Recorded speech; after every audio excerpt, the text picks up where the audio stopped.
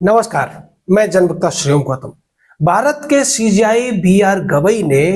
90 दिनों के अंदर एक बड़ी भूल को सुधारते हुए तमाम बड़े वकीलों जो मोटी फीस लेते हैं, जिनमें खासकर सिब्बल और सिंघवी का नाम आता है, उनको एक तगड़ा झटका दे दिया है। अब आप कहेंगे कि ऐसी क्या भूल थी जिसका सुधार सीजीआई ने किया और इससे झटका क्यों लगा सिब्बल सिंघवी गुट को।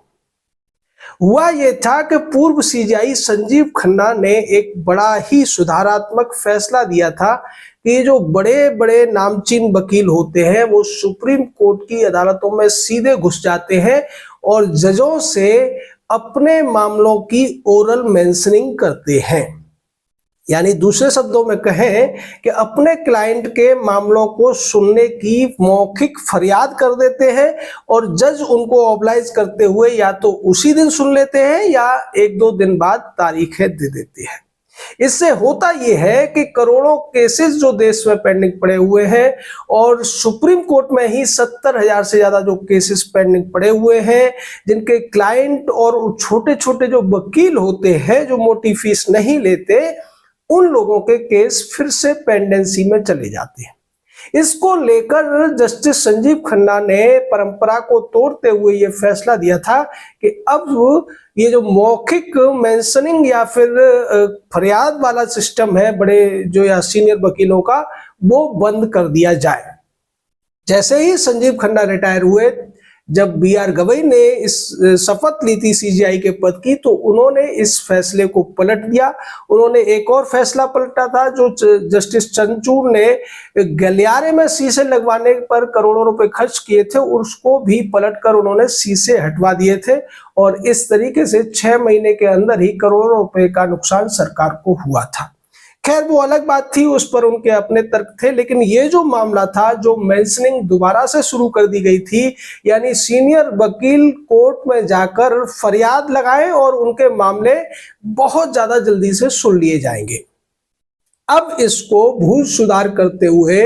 Justice B R. गवई ने एक फैसला दिया है और नोटिस भी जारी कर दिया गया है कि अब उनकी अदालत में, यानी कि कोर्ट नंबर 1 में, सिब्बल सिंघवी टाइप के सीनियर एडवोकेट्स के केस मौखिक मेंशनिंग से नहीं सुने जाएंगे। उसके लिए उन्होंने जो तरीका बताया था जस्टिस संजीव खन्ना ने कि उन्हें ईमेल करना पड़ेगा, रिटेन में देना पड़ेगा, तब जाकर उस पर विचार किया जाएगा, वो नियम लागू हो जाएगा। लेकिन अभी भी उन्होंने एक रास्ता छोड़ रखा है। जब उनसे ये पूछा गया था, ऐसा जब उन्होंने कहा था अदालत के समय पर, तो उन्होंने ये कहा था कि ये मैं अपनी अदालत के लिए नियम बना रहा हूं, बाकी कोर्ट में जो जजेस हैं वो स्वतंत्र हैं कि वो मौखिक फरियाद सुनेंगे या नहीं सुनेंगे। यानी अभी भी उन्होंने सीनियर एडवोकेट्स को एक थोड़ा मौका दे रखा है। देखना अब ये ज्यादा दिलचस्प भी होगा और जरूरी भी होगा कि बाकी के जो जजेस हैं जो कोर्ट नंबर 1 में नहीं बैठते, अर्थात जो दूसरे सीनियर या दूसरे जजेस हैं सुप्रीम कोर्ट के, क्या वो इस भूल सुधार को मानते हैं या फिर वो सीनियर एडवोकेट्स को इसी तरीके से ऑब्लाइज करते रहेंगे। वो अदालत के चलते समय पहुंचेंगे और अपने क्लाइंट का जो भी मामला है उसकी फरियाद करेंगे और उन्हें तारीख दे दी जाएगी या उसी दिन मामला सुन लिया जाएगा। ये जो परंपरा है, अगर देखा जाए तो भारत के संविधान में दिए गए मौलिक अधिकारों का सीधे तौर पर उल्लंघन है। वैसे सुप्रीम कोर्ट के तमाम जो जजेस हैं वो बड़े बड़े दावे करते हैं अपने आप को, जब तक वो सुप्रीम कोर्ट के जज होते हैं, सबसे बड़ा संविधान का प्रहरी बताने की कोशिश करते हैं। लेकिन देखने में तो ये मिल रहा है कि सबसे ज्यादा संवैधानिक अधिकारों का, संविधान के उपबंधों का अगर कहीं से गलत इंटरप्रिटेशन होता है या उसको गलत तरीके से व्याख्यायित किया जाता है या उसको नजरअंदाज किया जाता है, तो वो एकमात्र संस्था हमारी अदालतें ही है।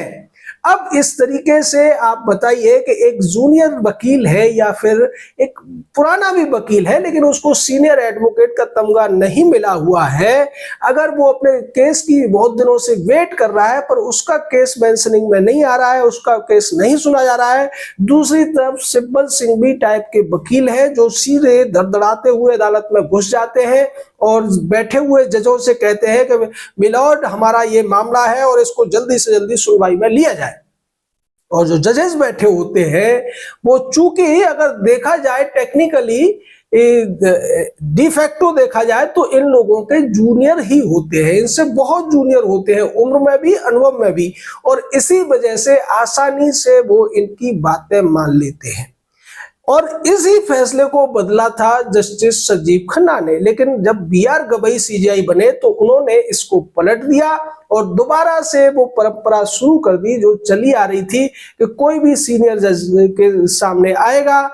खासकर सीनियर एडवोकेट, और अपने फरियाद करेगा, फरियाद सुन ली जाएगी और उसको ऑब्लाइज कर दिया जाएगा। लेकिन अब उन्होंने थोड़ी हिम्मत दिखाते हुए इस भूल को सुधारने की कोशिश की है, लेकिन ये पूरी तरीके से भूल सुधार तो तब माना जाएगा जब बाकी के जजेस भी इसी निर्णय को मानते हुए अपनी कोर्ट में जो सीनियर एडवोकेट्स का ये मौखिक फरियाद वाला खेल चल रहा है इसको रोकने का कदम उठाएंगे।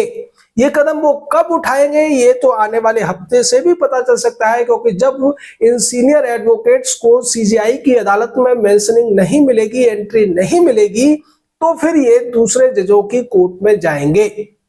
यानी कोर्ट नंबर 1 को छोड़कर ये दूसरी जो सुप्रीम कोर्ट की कोर्ट है उनमें जाएंगे और वहां से अपने क्लाइंट के लिए ये विशेषाधिकार मांगने की कोशिश करेंगे, जो सीधे तौर पर भारत के संविधान में दिए गए मौलिक अधिकार जो कि समानता का अधिकार है कि इक्वलिटी बिफोर लॉ